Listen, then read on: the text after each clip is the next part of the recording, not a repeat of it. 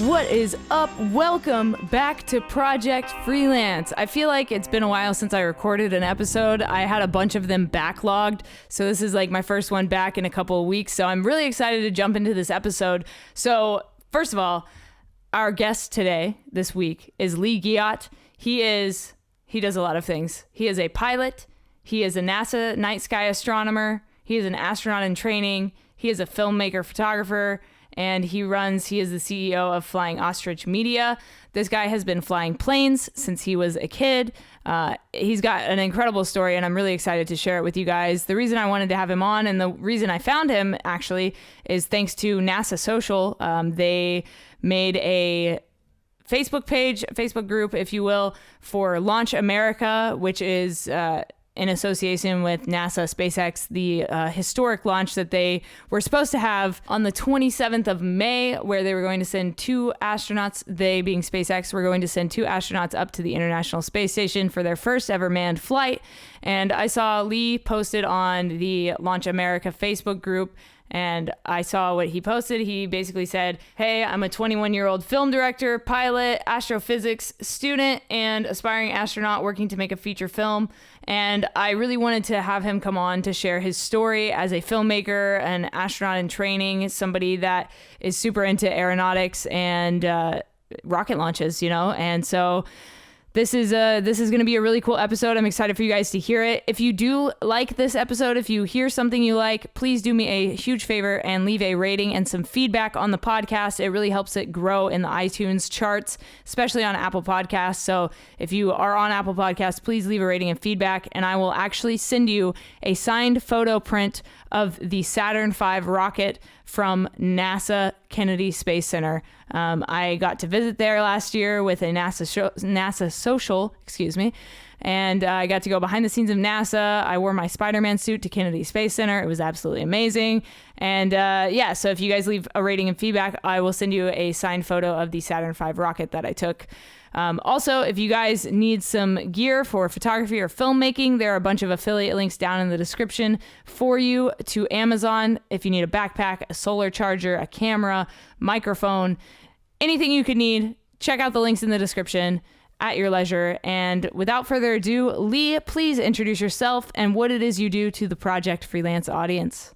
My name is Lee Giat. I am a full-time filmmaker and I guess I would say astronaut in training, which is, I guess, what I get paid to do. On the side, I fly, I go scuba diving, and I just, learn more about space. And I also educate about space. Actually, I used to work at the Brian Gooding Planetarium in Jacksonville, Florida, and I now make science YouTube videos for a living. Wow. Okay. So tell me how you first got inspired with space. Like when did the idea of space exploration come into your life?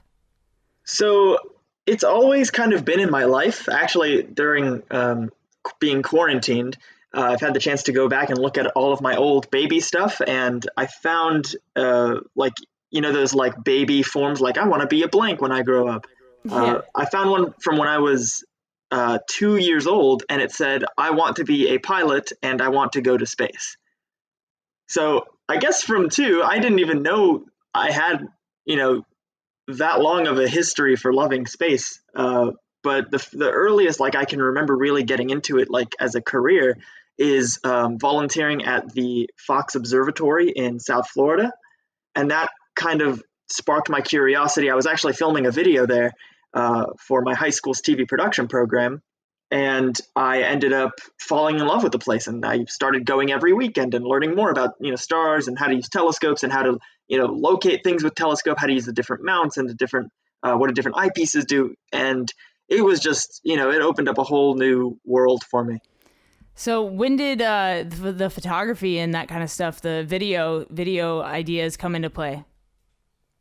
So I've always kind of made videos. I've always loved, everybody has that phase when, they're really young, they start messing with iMovie or Windows Movie Maker.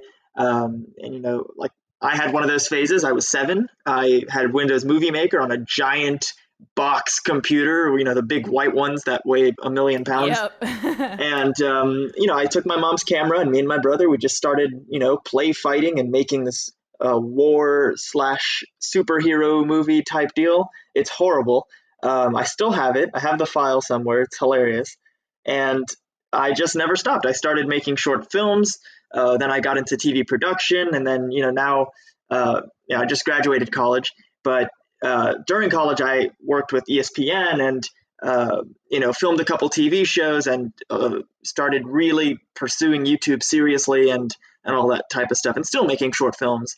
So I've always had a love for video making just because I love creating things and telling stories and tricking people's minds and really blowing their minds, with something they didn't expect. So it's a really fun platform, like people do with photography and with art and whatever, other creative outlets there are. But with video, it's so reminiscent of real life, and you could really emulate it in that art form. So that's why I really, still keep it around, and I really do enjoy, expressing my creativity. So tell me a little bit more about ESPN. I would like to dive into that a little bit further. How did you get in contact with them? Like, how did you secure work with them? It's, so I was a part of a TV production club in high school, and everybody is super talented. It's one of the best TV production programs in the country, Cyberspace Television. Amazing. And everybody kind of went off to do their own thing. Some people, still work full time with ESPN. Some people work in South Florida, where I grew up, just in the news. Some people became filmmakers, live in New York, go to film school. Everybody kind of went and did their own thing with video. They ran off and found their niche in this whole thing, like I did. So one of my friends who works full time with ESPN, he recommended them that, I knew what I was doing and I've had experience. I used to direct live broadcasts in high school. We had a pretty huge setup, actually.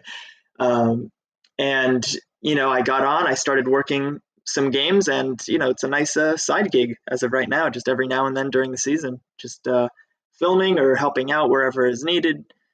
It's just nice to have those, friends who will help you out whenever you need it. Yeah, no, that's absolutely amazing to, have that network around you. It's super cool. And congratulations. Like, ESPN is huge. A lot of people dream of working with them. So congrats on that.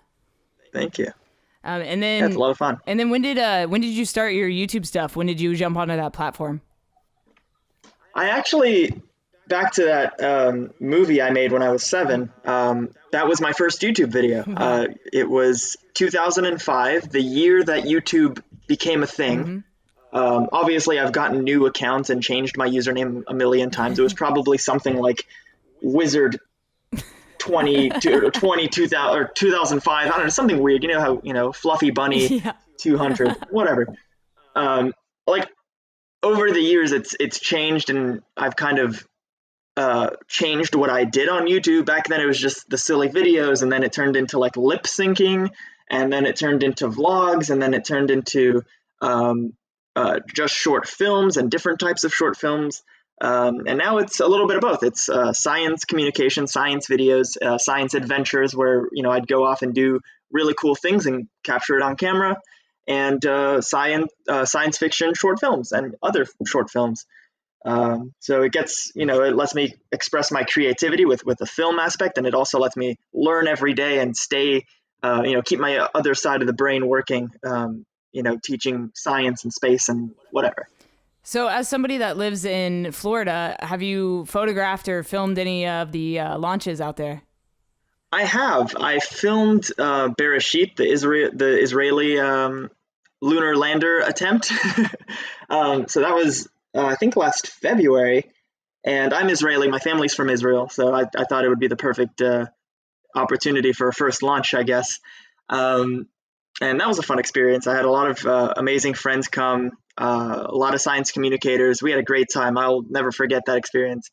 But I actually recently, right before this whole coronavirus thing started blowing up, I was in Kazakhstan filming a launch in Baikonur, the Soyuz launch. And that was actually we were much closer than anywhere you can get in Florida. So that was I think we were like a mile away from the rocket. So that was, it blew my mind, and it was at night too. So the whole landscape lit up around us, and it was phenomenal. I mean, every rocket launch it blows your mind. the fact Yeah. that something or someone in this case pretty soon uh, are going to space. Yeah, we almost had it yesterday, man. We were so close.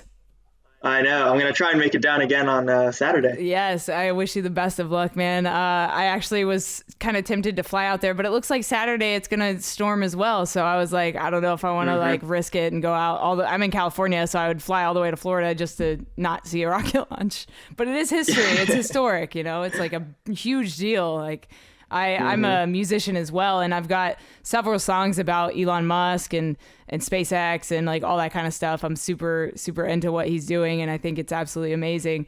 Um, That's so awesome. yeah, so, just anything I can do to support what he's doing, whether it's through music or photography. Like I would love to film a 7 days with Elon Musk documentary at some point in my life. That's kind of a That would be huge, cool. huge goal of mine. But for you, Hmm. talk to me about, piloting. Like, how'd you get into that? Yeah, first of all, send me the link to those songs. I definitely want to hear them. Um, and um, in terms of flying was, I mean, I'm one of the lucky ones. I consider myself very, very fortunate. I wasn't the most financially fortunate kid growing up. It was really hard growing up. But I happen to be always, even today, I always find myself at the right place at the right time with the right people. So my dad was a flight instructor. He became a flight instructor when I was young, and he started taking me up in the plane ever since I was maybe 5 months old. Um, and I actually have in my logbook my first logged hours were also in 2005. 2005 was a big year for me. I was 7 years old. Started making movies, started flying planes, and everything in between. Um, but it was more or less just experience hours. It didn't really count for flight training because I started my flight training when I was 15 with my dad, and then got my license when I was 17. Um, and it's I mean, I'm very, very lucky because I know it's a very expensive thing to do. It's a very time demanding thing to do. Luckily, I was um, like, my high school was very lenient with, it wasn't a very strict high school. I mean, now it is because of all the crazy stuff going on in high schools. uh, but the the opportunity to just leave class, go flying for an hour, and come back, I mean, that was a thing, I did senior year. And it was totally normal. I mean, I graduated fine. So, everything kind of happened when it needed to happen.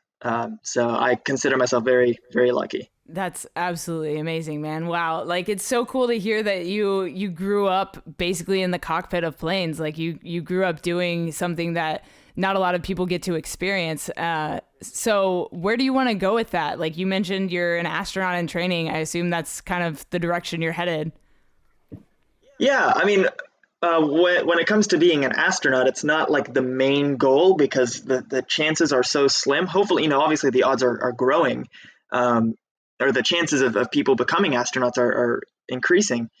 But the ultimate goal is really just to do what I love and to make a difference in the world. So I'm working on a project right now. I can't really say too much about it, but it involves flying and doing something amazing for the world, uh, and making a movie about it. So it's just, like the science shows that I do on YouTube. It's really an excuse to travel, to meet people doing amazing things in science, to tell the world about it, that people, that might not know about it. Like I went, for example, to a farm in New York City. It's a hydroponic farm, and they are growing micro herbs to give away to, not to give away, but to partner with local Michelin star restaurants in New York City.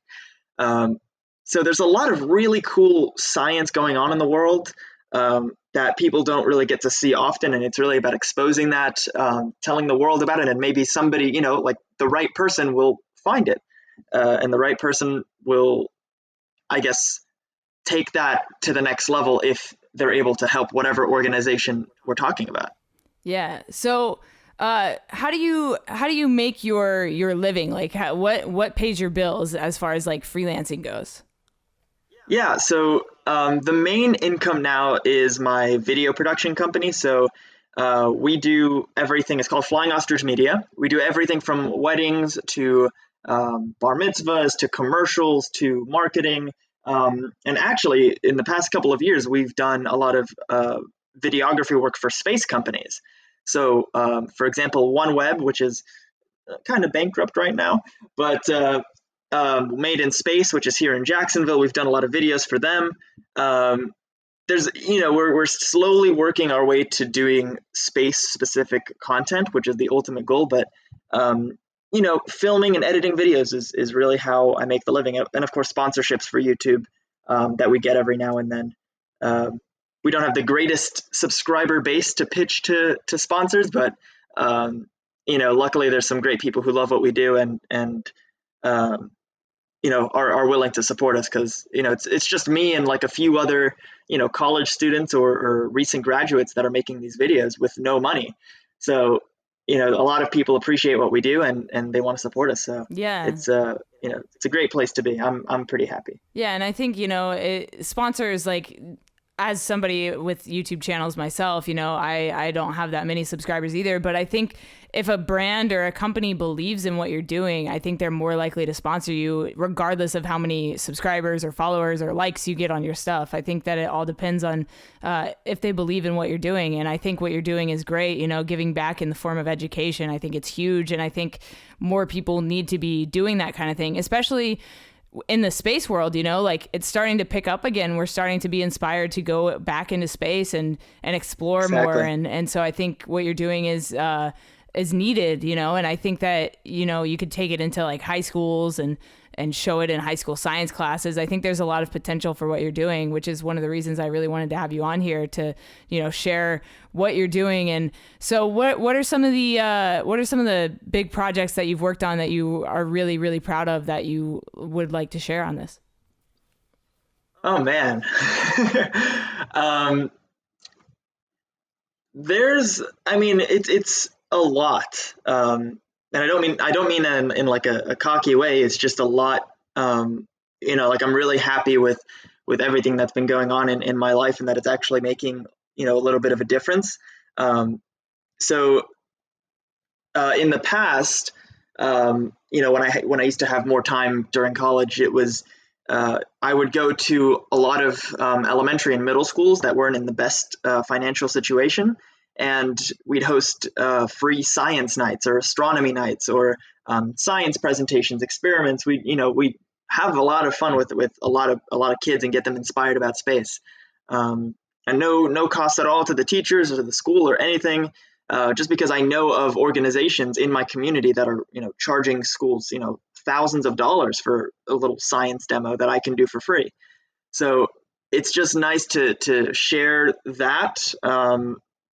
And of course, share some of the unique experiences that I've had personally. Like in 2018, I went to Russia with a show called Exploration Outer Space, and Emily Calandrelli, which you may be familiar with. She's an amazing science communicator on television, and now she's kind of shifting to online stuff with the whole pandemic thing. She's doing an amazing job. Everybody looks up to her. She's absolutely incredible at what she does, and she knows also where to be at the right time.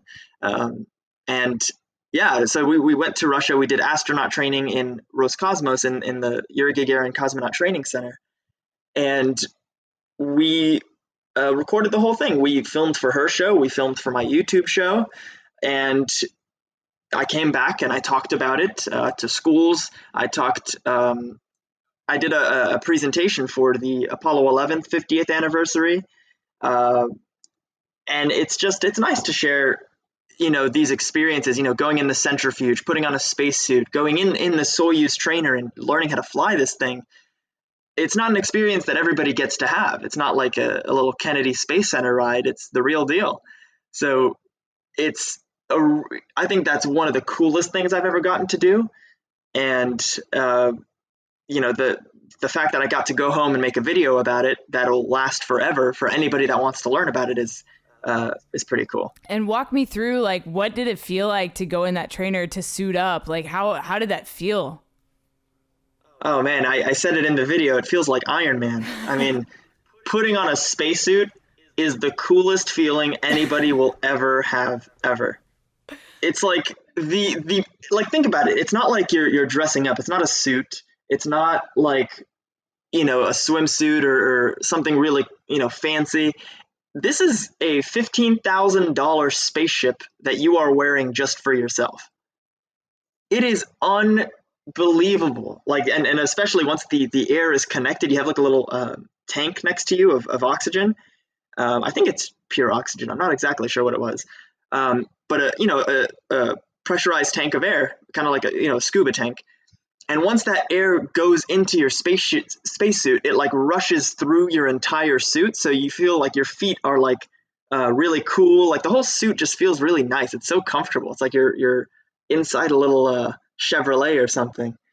But it's amazing. And then when you're in the spaceship itself and you're staring at all of these buttons, it reminded me a little bit of flight training, where in the beginning, when you just start out, you have no idea what any of those buttons mean. But I'm sure, with 2-3 years of astronaut training, you'll learn every little nook and cranny of that spaceship.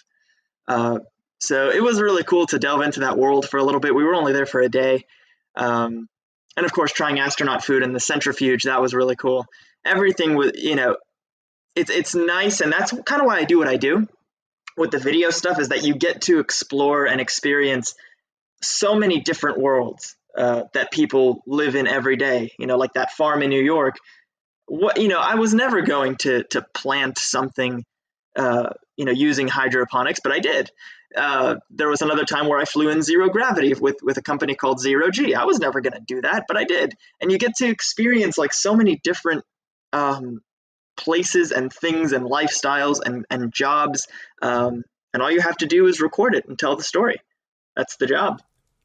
And it's amazing, as somebody I'm a certified drone pilot myself, so I had to go through similar, I guess like aeronautical training to learn how to read maps, how to take off, land, all that kind of stuff. So that took me like 6 months of training, and so I can only imagine, how long and how extensive the training would be to fly a spaceship, something as complex and as crazy as that. And I mean, even when you get on a regular airplane and you see into the cockpit, you see all these buttons, you're like, wait, all those buttons do something different? Like what? Yeah, like what could they possibly do? Exactly. It's like their own language, So it's always been so fascinating to me, the idea of flying a machine. It's absolutely crazy. Tell me, have you ever had any internships anywhere? Internships. Let me think about that. I didn't really have any internship experiences just because I've already had I'm going to college more or less for, the piece of paper, just to make sure everybody knows that I know what I'm doing, just because I already had my company running before college. And I did work at the Museum of Science and History for 2 years in the planetarium doing shows.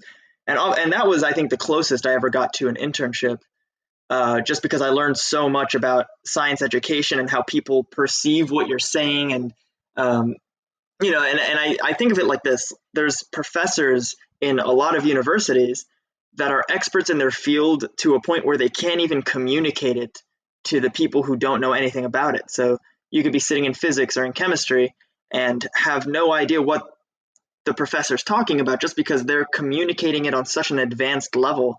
And, they have to expect that you don't know anything. So to kind of be that bridge between people who may not know anything about science to the experts who know everything about science, I think is an important role. And I think more people should get into science communication. Oh, absolutely. And then who are some of your influences in the space communications or astronaut world? Tell me about, if you like, some of your influences there. Yeah. Well, I have to start off with Emily Calandrelli. I mean, I think many science communicators, if not all science communicators, should look up to Emily Calandrelli because she is doing everything right. She literally just had a baby and is already dominating the TikTok industry and killing it on YouTube. She already has more subscribers than I probably ever will have. I mean, she's amazing and so intelligent. And she knows how to convey concepts in a way that everybody can understand, even if they don't even know what Mars is. She can explain it in 10 seconds to someone who's never even heard of space, you know? So she's definitely somebody I look up to. And I mean, just everybody. I have so many colleagues and so many friends and YouTubers and video creators that I take a little bit of the good stuff from everybody. I see what they're doing right, what they may not be doing the best in, and I just kind of say to myself, what could I learn from this person? What are they really good at, and how can I strive to be that great? It's not an easy thing. I think that's one of the hardest parts of being in this industry, because it's always, a lot of digital fields, anything that has to do with online success is becoming very competitive. And in the beginning, when I was just starting off in college and starting the whole YouTube science communication thing, it was a lot of jealousy and a lot of like, wow, I'm never going to be that good. I should just drop out and start weaving baskets for the Dollar Tree or something. But then it kind of turned into, wow, this is amazing. I'm really happy for this person. What can I learn from that person? So that's a really hard thing to admit for a lot of people. And it's okay to be jealous. And I think that you kind of learn from people's experiences, and not everybody is the same. Not everyone's going to have the same experience, but everybody has the opportunity to do amazing things with their life, with their career, and the same opportunity to make a difference in the world. So I think everybody really is my idol in a way, because there's a lot of amazing people doing amazing things, and a lot of them are right here in my neighborhood. Yeah, absolutely. And so do you think that living in Florida, being there, do you think that gave you a leg up as far as the career that you're trying to pursue? It's definitely nice to be in the middle of everything. Like, like growing up in South Florida, Miami is a huge aviation community. All the famous aviation YouTubers and aviation enthusiasts, they fly out of Miami. Everybody ends up there. A lot of aviation events are in Florida. But to be honest with you, I've only been to Cape Canaveral maybe twice in the past 4 years. So I think a lot of people who want to aspire to be in this field, or are working towards building a career in this field, it's amazing that you can be living in the middle of nowhere and have the same opportunity to succeed as somebody else. And honestly, I'm leaving Florida in the next year and a half. I'm moving up to North Carolina to start, officially building my production company. And I don't feel like I'll be missing out on anything. It used to be where you have to live in New York or LA to be a filmmaker. But now you can do anything from anywhere, just because the world is so digitally connected. Yeah, no, it's absolutely true. What's bringing you up to North Carolina? Just I've been in Florida my whole life. I just want to experience something new. The mountains, the nature. I love hiking, waterfalls, swimming holes, and just open, clean air, and an artsy atmosphere, as opposed to Jacksonville. I love Jacksonville. I live in Jacksonville, Florida. But it is booming like crazy. There's apartments being built every day. I don't know. It's just not. It's not the greatest place to live in the world, and I don't see it getting anywhere better. So it's moving to a place that has a little bit of like in Jacksonville, we tear down historical buildings all the time, and it's sad to see that there's no innovation, there's no artistic input. So just a more creative, more open, more friendly place. Got you. No, it makes complete sense, and less humidity. That's not something. Definitely, yeah. It's also hot as hell. Yeah, it's crazy in Florida. So, as a freelancer, how long did it take for you to go from doing video production as something you wanted to do full time to the point where it's paying your bills? How long did that take for you? It took Actually, that part is not the hardest. It wasn't the hardest thing to do just because I've had that video experience since I was a kid. And, by the time I graduated high school, what is that? That's 10 years already. So, leaving high school with 10 years of experience in my field is pretty cool.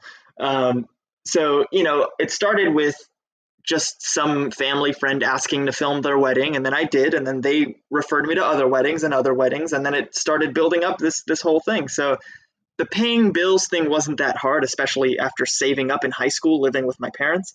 And I think the harder part of what I do is doing what I really want to do to pay the bills. Because videography is great.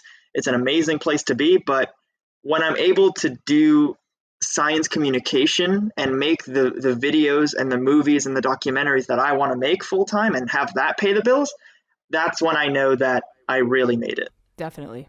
No, I totally get you. I admire that a lot. I like that you do multiple things, and I like that you have that skill and that knowledge base of videography that you can bring into your education. Not a lot of people can do that, and so you're able to almost like cross promote what you're doing in a sense. Yeah. And then yeah, definitely. Tell me how social media has had an impact on you. I mean, you're on YouTube obviously, so how has that had an impact on your career overall? Yeah, so I think everybody does. I have a love-hate relationship with social media. Just because, well, I'll tell you what I love about it. I love how it connects people that I would have never met in my life. Like for that Bereshit launch in February of last year, I met people that I now call some of my best friends, and I probably would have never met them if it weren't for social media. I've interviewed, astronauts, physicists, people that I would have never had the chance to talk to if it weren't for social media. I've gone on amazing adventures and experiences like that trip to Russia, or flying in zero gravity, or going to that farm through social media. It connects the world if you let it connect the world, which is really cool, and I love that. But for me, it moves too fast. Something that I have a hard time keeping up with is social media and staying relevant. And I think a lot of creatives have that issue where they're trying to fit in with what everybody else is doing and what the hype is at the moment, which only lasts for a moment. And it's definitely taken a toll on my mental health, on my creativity. And, even in the past couple of weeks, I've kind of come to the realization that I can't do that, whether I have to just create at my ability. I only upload like once a month to YouTube, and it hasn't had amazing success. I mean, I'm grateful for the subscribers and the people that watch and critique my videos. But, I'd rather upload once a month a video that I'm proud of and a video that I am happy to showcase to the world than upload something half-assed every week. And I'm scared a little bit for myself falling into that rabbit hole or other people falling into that rabbit hole and losing their originality because the world expects something more of them.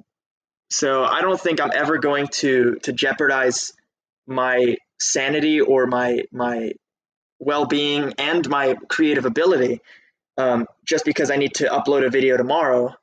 I'm always going to make the things that I want to make and share and tell the stories that I want to tell.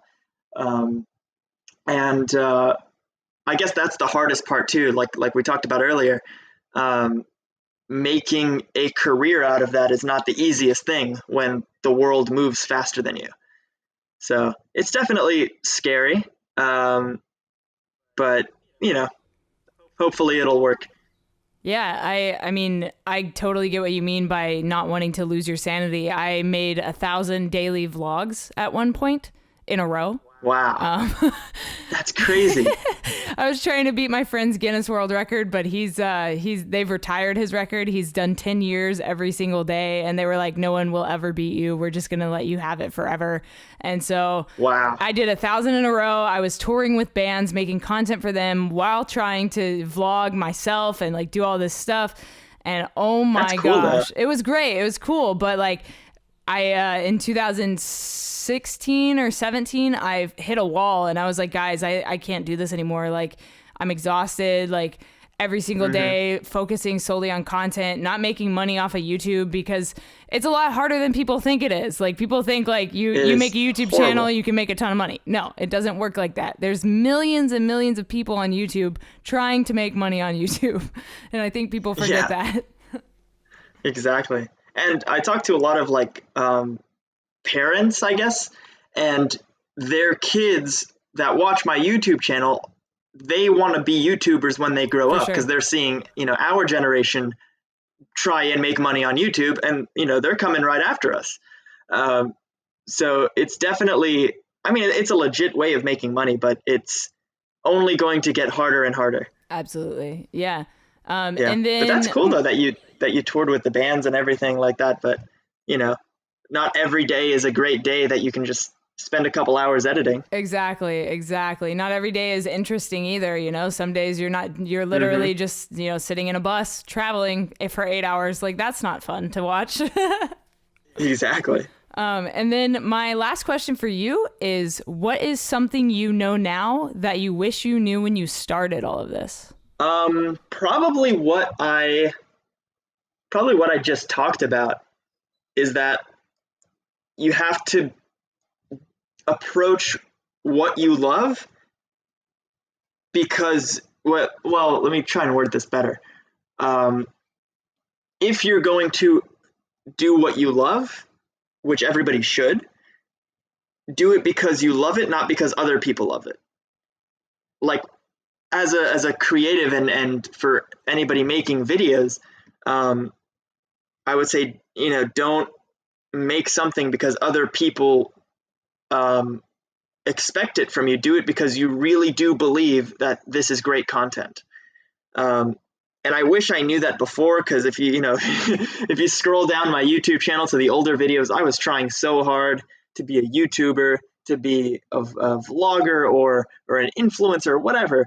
And there's so many influencers, and I think we have to spread this discourse that there are a lot of different types of creatives out there, a lot of different types of videos, a lot of different art forms. Like, for example, one of my idols is Captain Disillusion. He's a YouTuber who, I don't know if you're familiar with him, but he dissects like fake VFX videos, like special effects or edited videos that are faked, but people thought were real. And he dresses up as this character, and everything in the video is practically CGI, and it is so unique. But he's been on YouTube since 2007. He's been on YouTube since 2007 and only now reached a million or so subscribers. And there's people who joined YouTube a year ago that have 10 million. Yeah. So the world is not really fair. But I think whatever it is, I wish I knew this earlier, like just believe in what you do, and you are the only one that can stop you from doing it, or stopping you from doing it the way you want to do it. So listen to other people's opinions, take their input, take their feedback, but you have to believe in what you do enough to make it happen. Yeah. Absolutely, man. I like that. That was some great advice. So if people want to find you or hire you or pick your brain some more, how can they get a hold of you? Definitely. So my website is flyingostrichmedia.com. That's everything. You can learn more about the company, about me, about what we've done in the past, watch our movies, book us for your wedding.